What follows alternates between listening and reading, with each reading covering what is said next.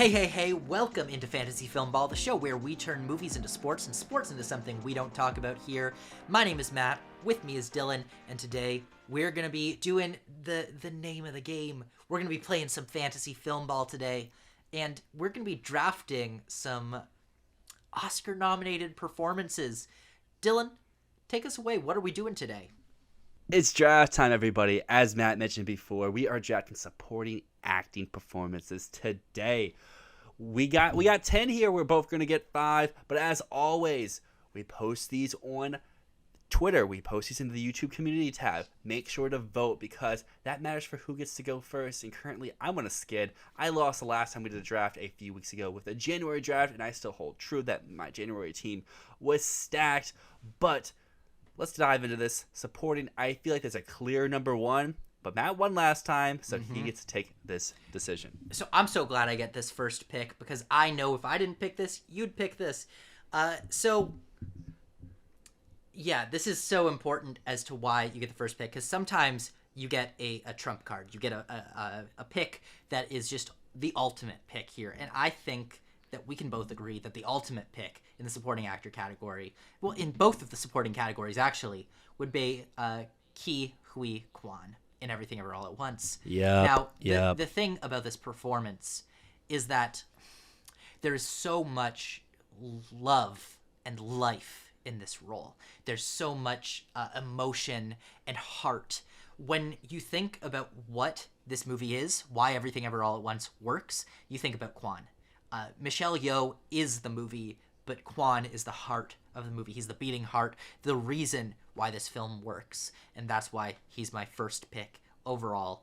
Not only is he locked to win the Oscar right here, but Quan is one of the most deserving winners that we've had in a very long time. Well, you mentioned Quan being the heart and soul of Everything Ever All at Once. I agree, he is. But one reason this movie works so well is for his co-star, who's able to deliver a performance that a lot of people our age can resonate with. So give me Stephanie Sue in Everything Ever All at Once.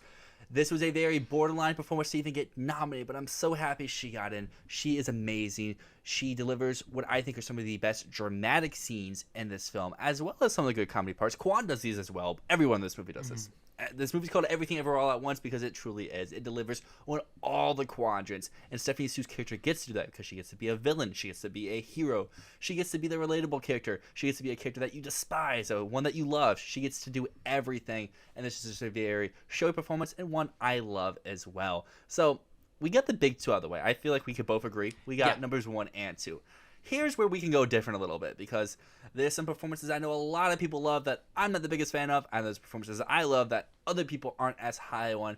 But there's one that I can't not pick this because if you want to talk about the supporting category, supporting is someone who helps the movie get on another note.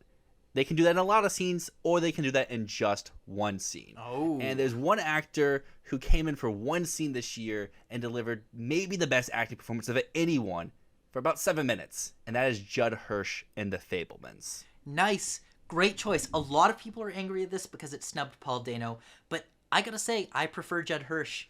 Honestly. I do too. I think that he is the soul of this movie. That the key to the entire film of The Fabelmans is in that scene. He represents every dream that Spielberg has. He represents everything that Sammy Fabelman will eventually become. Yeah. Art, family, it'll tear you apart. You know? You hit the nail on the head. Judd Hirsch's character is the thesis of The Fabelmans. He embodies what the movie's trying to communicate. Just the rest of the movie is the physical character growth from Sammy getting into film to him becoming a filmmaker. But Judd Hirsch is like, this is what I am now, and here's how you got to see to become it. But now you got 2 picks. Okay. Who are you pairing with Ke Huy Quan? So first off, I have to take the person I was terrified you were going to take, and it's Brian Tyree Henry. And the reason I'm taking Brian Tyree Henry in Causeway right here, not only because it's the most inspired nomination and one that I didn't expect at all, but because we're talking about characters that are the soul of a movie. And Brian Tyree Henry in Causeway, he is this movie. even down to they literally renamed this movie. I'm dead certain that the reason why this film is called Causeway is because they renamed it because they realized he was just that good in the movie. That's quite the snag there. Yeah, I feel good about that. I was worried that you were going to get him. So next up, I have to take Barry Keoghan in The Banshees of Inisherin. Now, the reason I'm going with Barry right here, rather than Brandon, who I love Brendan Gleeson, but Barry Keoghan, not only has he captured the hearts and minds of many out there in the audience, but I think my team's theme right now is the heart of the film. Yeah. And with Barry Keoghan, he has one scene in that movie which truly is the heart of Banshees of Inisherin, which is the scene where he says, well, there goes that dream. To me, that is the moment where we understand the hurt that these characters have gone through, the struggle that they continue to go through, and the way that they're trapped in their situations. So that's why I'm picking Barry Keoghan. You had two great picks there. Honestly, that last one I was looking at Hirsch, I was looking at Tyree Henry, I was looking at Keoghan. I was like, I hope I can get two of them, but I can only take one. I went Hirsch just because he is the true definition of what a supporting performance can be. Just coming in, stealing the scene. But as you mentioned, Tyree Henry is the heart. Keoghan, to me, is the best acting performance in Banshees. But if you're going for the heart of your movies, I need to go for the scene stealers. I have Hirsch giving the big scene-stealing scene of The Fablemans. I have Sue. Every time she comes on in Everything Everywhere, she captivates your attention. So let's return to the supporting actress category and give me Angela Bassett for Black Panther Wakanda I thought Forever. so. When you said scene stealer, that was who I thought of. This is not my favorite performance of the one that's left, but she is very good. She doesn't have much screen time, but when she's on, she's so commanding. You cannot take your eyes off of her. She just delivers everything that you want in a just textbook definition of a supporting actress performance. So to pair with that, I'm left here with a little bit of a choice because there's 4 people left, and to be honest, I don't really know where I want to go with this pick because they're 4 very different directions. You have a comedy performance, you have a very dry performance, you have a more heartwarming performance, and then you have the one I'm going to go with, which is kind of a combination of all of them, and that is Hong Chow and The Whale. Oh, damn it. Damn it, Dylan. Regardless of what people think about The Whale, they come out saying Hong Chow is great. She is. She had an amazing 2023, and I wish this nomination was for The Menu. It's not. It's for The Whale, so I won't talk about The Menu. But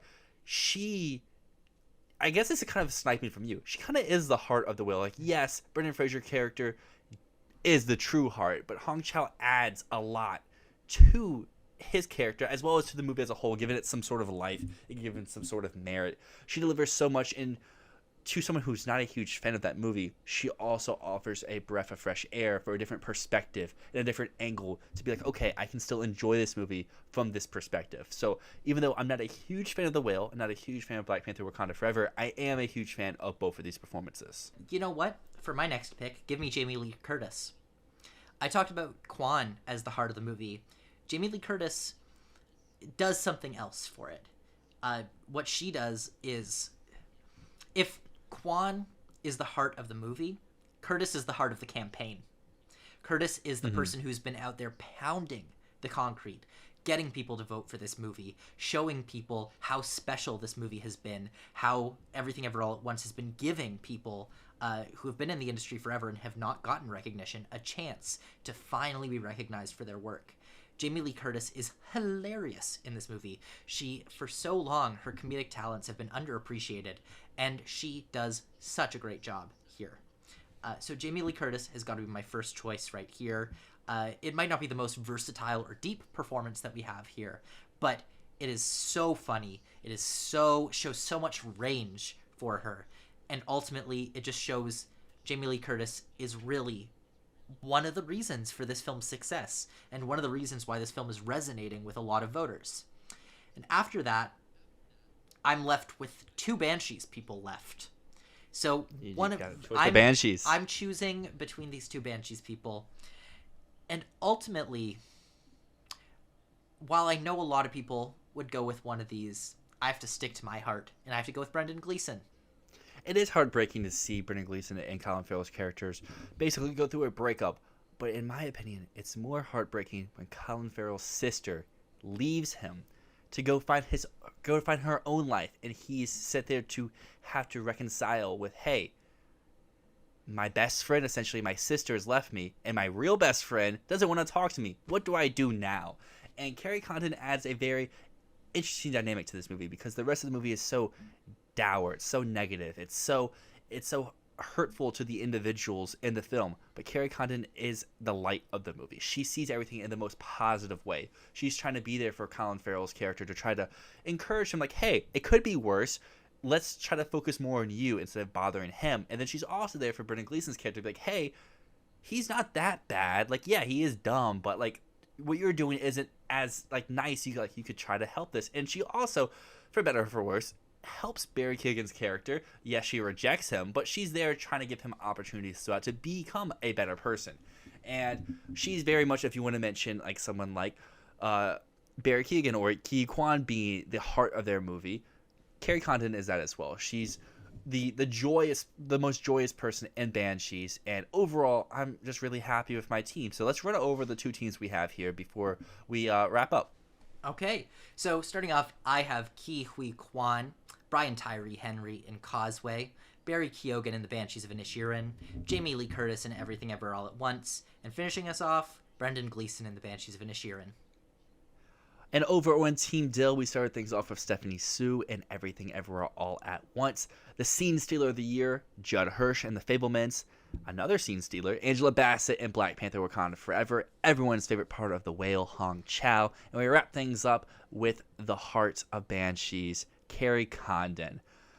Hey, I know originally we were talking about just drafting 4 apiece, but I like having the 5s because it just adds that extra dynamic of gameplay. Like, okay, because like when I came up with my pick there with Chow, I was like, okay, I know I want Condon, but I feel like I can wait because there's 2 Banshees people left. I'm going to get one of them, and I'd rather have Chow than Jamie Lee. So I'll go Chow here and then hope you don't go double Banshee. Overall, I like both of our teams. I don't think anyone has a super head start. Like, I know you mentioned Ki Kwan could be a trump card, but I think both of these categories are so deep. I think you can look throughout and be like, hey, there's so much sensational and so special performances, but who knows?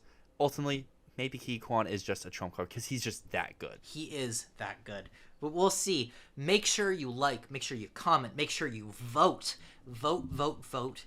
Whoever wins this, this gets next week's first pick. We're going to be drafting lead actor next week. Leading performances. So make sure you vote so that I can get a jump at lead actor and get my first pick. Get me that first pick, and you'll be my favorite. To Leslie. Commenter. Yeah, to Leslie, of course. Andrew Riseborough, my first pick. But as always, thank you so much for watching. Thank you so much for subscribing. My name is Matt. And my name is Dyl, and this is Fantasy Filmball.